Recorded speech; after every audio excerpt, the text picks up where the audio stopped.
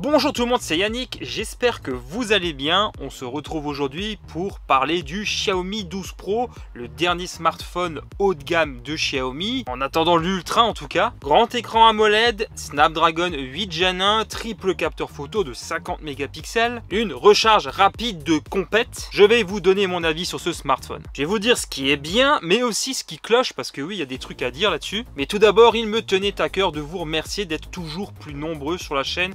On vient de passer la semaine dernière la barre symbolique des 15 000 abonnés.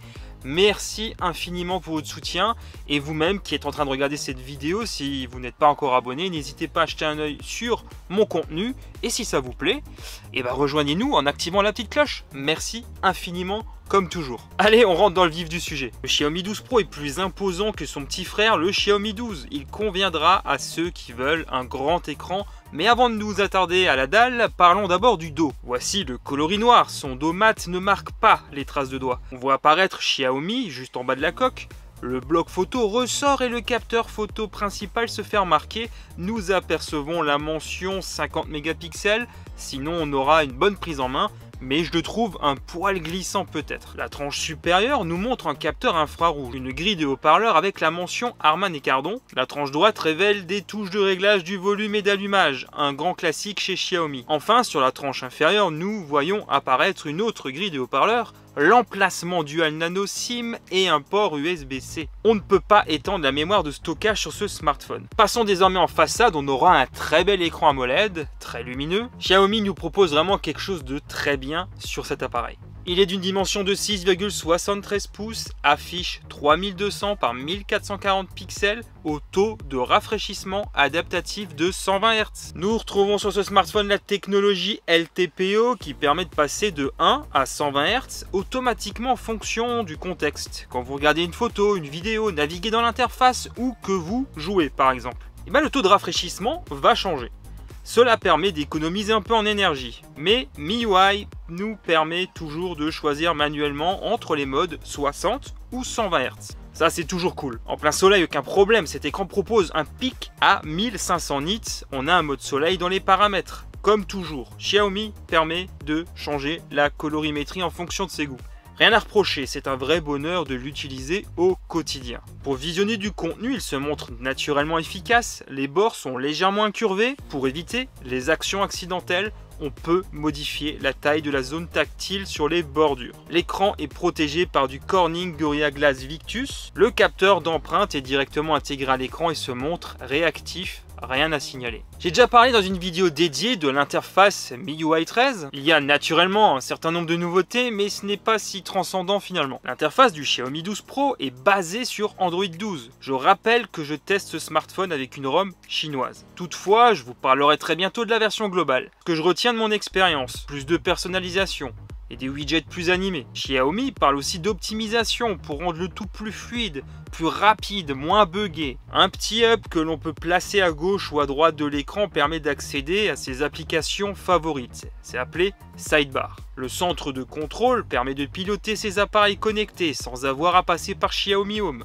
J'apprécie toujours autant l'expérience proposée par Xiaomi, notamment du côté de la personnalisation. On a vraiment beaucoup de choix. Sinon, j'ai remarqué des lenteurs au niveau du Play Store lorsque je scrolle. J'imagine que c'est tout simplement manque d'optimisation, ce ne sera sans doute pas le cas sur la version globale. Je ne vais pas m'y attarder plus longuement, je vous invite à voir ma vidéo dédiée si vous souhaitez approfondir le sujet. Le Snapdragon 8 Gen 1 propulse ce Xiaomi 12 Pro. Le SoC est ici accompagné par 8 Go de RAM LPDDR5. Si vous avez vu mes précédentes vidéos sur le sujet, vous allez voir que je suis pas totalement satisfait par la nouvelle proposition de Qualcomm. Soyons clairs dès le début, le Snapdragon 8 est l'un des SoC les plus performants du moment. On va pouvoir compter sur de solides performances dans les jeux. Clairement, il fait le job et on sent une nette amélioration par rapport à l'ancienne génération, ce qui est déjà pas mal. Dans Genshin, je pousse tout à fond, ça tourne de manière très fluide en toutes circonstances. Dans Fortnite, pareil. Mais à quelques occasions, j'ai constaté comme une sorte de micro-saccade. Ce n'est pas constant, c'est assez aléatoire, mais ça m'est déjà arrivé. Peut-être un manque d'optimisation. On a un mode jeu, voici les options disponibles. Ça va permettre entre autres de ne pas être dérangé par des notifications. Le Snapdragon 8 n'est pas parfait, loin de là. Il chauffe énormément et il chauffe vite. S'approcher des 50 degrés n'est pas forcément agréable lorsqu'on tient le smartphone. Et lorsqu'il est sollicité trop longtemps, à plein régime, on se retrouve avec un message d'erreur nous informant que l'appareil limite l'accès à certaines ressources. Ce n'est pas normal, et encore, le Xiaomi 12 Pro s'en sort mieux que le 12. À l'occasion d'un benchmark sur 3D Mark, il a tenu plus longtemps. On peut comprendre que le smartphone puisse chauffer lorsqu'il est particulièrement sollicité. Si on sort des usages les plus courants, des choses qui ne sont pas forcément habituelles, on peut trouver ça normal, et ça m'est arrivé à de nombreuses reprises avec d'anciens smartphones par le passé. Notamment parce que je tournais au début sur YouTube avec mon smartphone, donc être en 4K 60 images par seconde parfois, ça aidait pas et donc les smartphones chauffaient. Donc là oui, je peux comprendre, je sollicite des ressources pendant un certain temps, plus longtemps que dans le cadre privé, un usage classique. Ça me paraît alors cohérent. Mais en quelques minutes à peine, pendant les jeux, on se retrouve avec une bouillotte. Ça le fait moyen, ça chauffe trop vite sur ce Xiaomi 12 Pro. J'imagine même pas les blocages que cela peut causer cet été. La chaleur ambiante pourrait jouer un rôle très défavorable. Donc ça, c'est vraiment un point qui, moi, me déçoit particulièrement, on va dire. Le Xiaomi 12 Pro bénéficie d'un bloc photo avec 3 capteurs de 50 mégapixels chacun. Un capteur grand angle avec stabilisation optique, un ultra grand angle et un téléobjectif zoom 2 fois.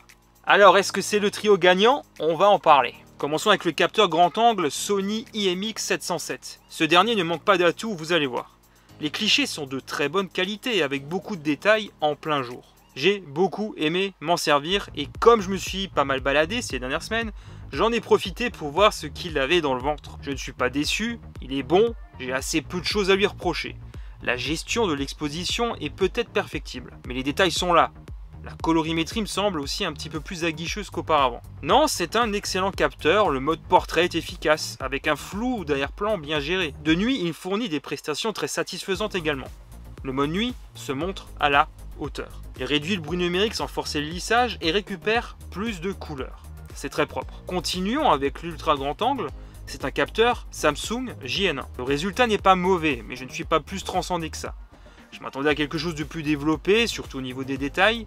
Xiaomi en a fait des caisses au moment de la conférence de lancement. Après, il faut reconnaître que le capteur est plus petit, les pixels sont 2 fois moins grands en comparaison de l'IMX707. Après, c'est pas dégueu, je vous rassure tout de suite, loin de là.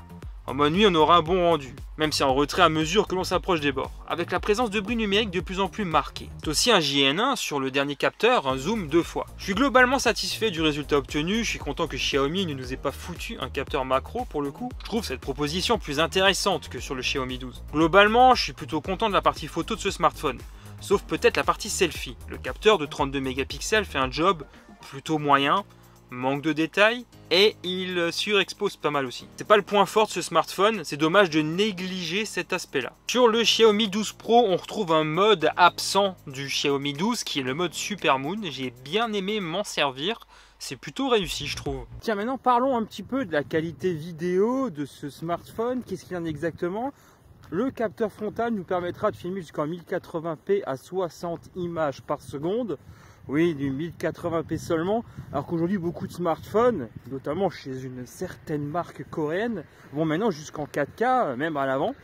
Même si bon, moi je suis pas forcément un amateur du capteur selfie pour faire des plans, ça doit quand même en déranger pas mal, notamment ceux qui créent du contenu uniquement avec leur smartphone. C'est vrai que c'est un atout d'avoir aussi la 4K à l'avant. En plus, la stabilisation est pas forcément très bonne. Là, je marche en même temps. C'est pas terrible avec le capteur avant. Mais passons à l'arrière. Alors, avec ce smartphone à l'arrière, on pourra filmer jusqu'en 8K à 24 images par seconde, ou alors en 4K à 60 images par seconde. Là, par contre, la qualité d'image, en tout cas, moi, je l'aime bien. Je m'en sers beaucoup pour filmer, parce que j'aime aussi filmer pas mal de choses perso avec le smartphone. Je ne peux pas toujours me trimballer avec un appareil photo non plus. Et je trouve justement qu'il a un bon rendu, il y a une bonne qualité d'image avec une bonne stabilisation. On peut aussi zoomer avec, bien sûr. Après, bon, c'est un zoom numérique, mais bon, on reste quand même avec une bonne qualité, même une bonne stabilisation, parce que j'ai marché avec ici, le long du Rhin, voilà. Et j'ai pu filmer donc des animaux, etc. Même à distance, en marchant. il y a quand même encore une bonne stabilisation, je trouve. Donc là-dessus, le smartphone ne m'aura pas déçu. Là où par contre, il peut être un peu plus décevant, et certains d'entre vous l'avaient notamment remarqué lors de mon test du Xiaomi 12. C'est vrai que moi, je n'ai pas forcément fait gaffe à ce moment-là. La qualité du son, il peut parfois être assez aléatoire. J'ai eu des petits soucis, notamment de son métallisé comme ça, au niveau de la voix, voilà. Je ne sais pas exactement d'où ça sort, ça doit être des petits bugs. Donc ça ne me l'a même pas fait pendant tout le long de la séquence que j'avais tournée pour le Xiaomi 12.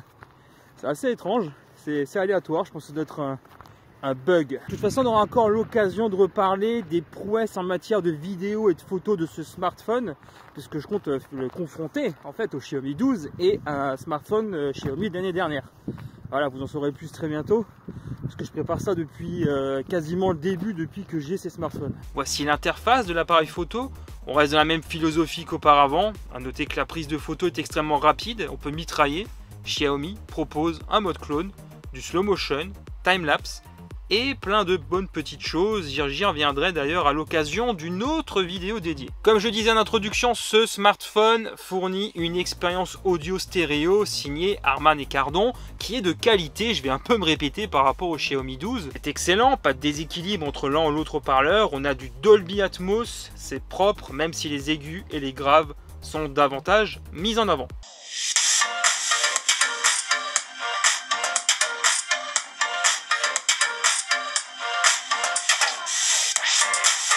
Le Xiaomi 12 Pro profite d'une batterie d'une capacité de 4600 mAh, c'est un poil plus par rapport à son petit frère le Xiaomi 12. On pourra se contenter d'une bonne journée d'autonomie, mais il ne faudra pas espérer pouvoir jouer trop longtemps, au risque de devoir repasser plus rapidement par la case rechargement. Et là, c'est un point vraiment très fort du smartphone qui profite d'une recharge ultra rapide de 120 watts. Il me faut à peine plus de 20 minutes en moyenne pour une recharge complète, ça c'est super cool.